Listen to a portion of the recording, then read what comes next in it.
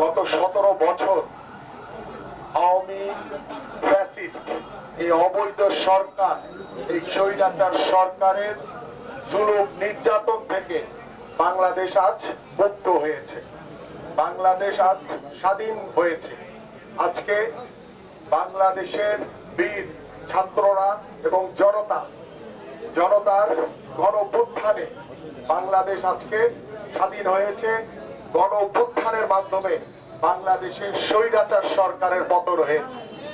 আমরা বিশ্বাস করি বাংলাদেশ জাতীয়তাবাদী দলের সকল নেতৃবৃন্দ আজকে দেশনায়ক তারেক রহমানের নেতৃত্বে ঐক্যবদ্ধভাবে বাংলাদেশের যে জনগণের যে প্রত্যাশা, জনগণের যে চাওয়া, সেই চাওয়া পূরণ করার জন্য বাংলাদেশ জাতীয়তাবাদী দলের সকল নেতৃবৃন্দ আজকে বদ্ধপরিকর।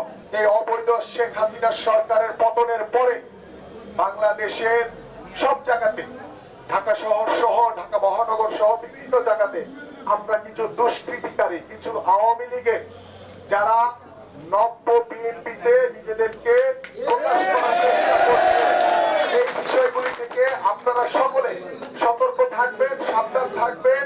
কোন আওয়ামী লীগের স্থান, কোন বিএনপির কোথাও যাতে তারা যোগদান করতে না পারে, কোন কার্যক্রমে তারা যাতে অংশগ্রহণ করতে না পারে, কারণ তারা হচ্ছে স্বৈরাচার। জনগণের সম্পদ, ব্যবসায়ীদের সম্পদ, মার্কেট সহ প্রয়োজনীয় যে সমস্ত জনসেবা আছে সেগুলি নিশ্চিত করেছি, পাহারা দিয়েছে আমাদের নেতাকর্মীরা, বিএনপি এবং অঙ্গ সংগঠন নেতাকর্মীরা।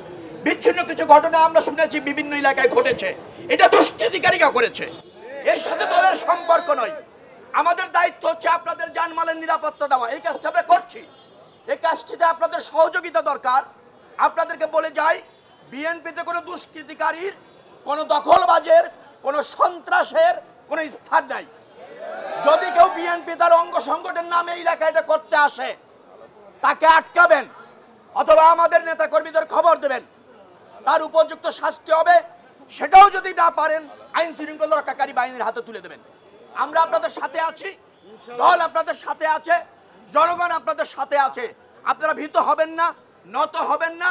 এদেশ আপনাদের, আপনাদের ব্যবসা আপনারা নির্বাধায় করবেন, নিঃসংকোচে করবেন।